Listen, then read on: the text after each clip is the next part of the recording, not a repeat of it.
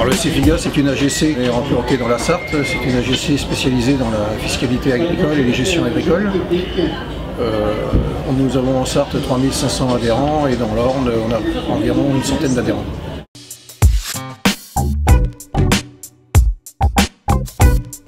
C'est une volonté politique à la fois de la FDSEA et de la Chambre d'agriculture.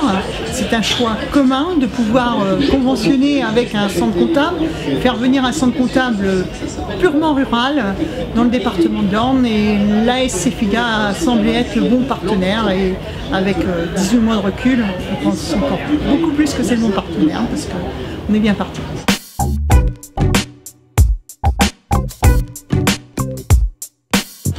Ce qui nous a séduit, c'est déjà en tant que présidente de la FDSEA, CEFIGA est un syndicaliste, un organisme syndicaliste dans l'âme, qui a été créé par le syndicalisme du 72, et ce sont des gens qui ont cette fibre, cette proximité agricole qu'on ne retrouve pas forcément ailleurs. Et je le disais très récemment au directeur de CEFIGA, on le sent même au travers du personnel de CEFIGA qui est vraiment d'origine agricole et qui sait communiquer avec nos agriculteurs, qui sait répondre à leurs attentes.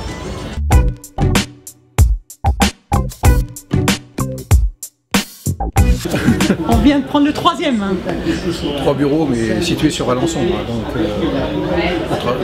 on est dans des bureaux contigus à la FDSEA et dans les locaux de la Chambre d'agriculture. Nos comptables se déplacent chez les adhérents et il n'y a aucun souci de proximité, je dirais. Et notre ambition, c'est de s'installer, d'avoir des agences un peu éparpillées dans leur marché.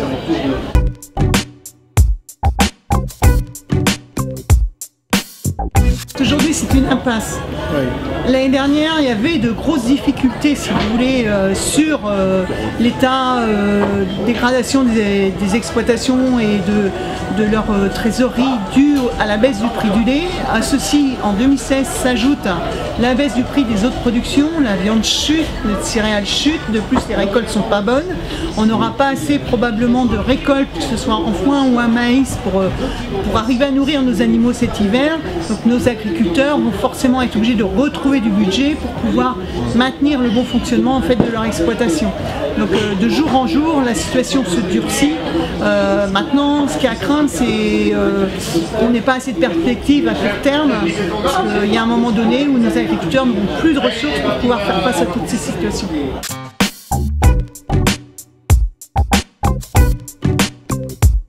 Très sincèrement, il y a quelques éléments qui vont être exploitables.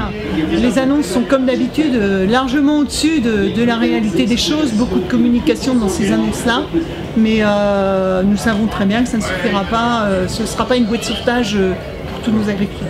Les annonces qui ont été faites ne vont pas changer profondément les choses, je pense pas. Donc, non, parce qu'on parle de restructuration des emprunts, on parle de consolidation des emprunts, tout ça, mais est-ce que ça suffira pour pouvoir sauver l'agriculture? Je ne sais pas.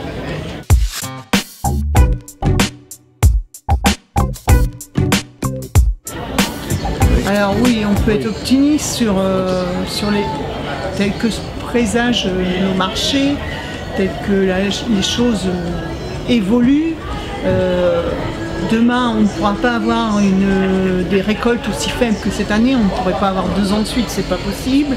Donc ceci plus cela peut oser laisser penser que 2017 aura un petit peu de soleil dans son angle, mais après il faudra bien à un moment donné que les gens arrivent à refaire leur trésorerie.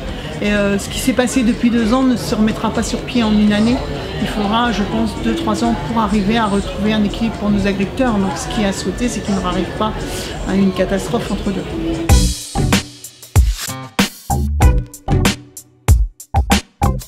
Je regarde de très près les programmes agricoles de nos candidats. Dire que l'un est meilleur que l'autre, non. Moi, mon rêve, ce serait... je suis un petit peu une femme qui aime picorer. Mon rêve serait de picorer un petit peu dans tous les programmes pour en faire un qui correspond bien à nos attentes.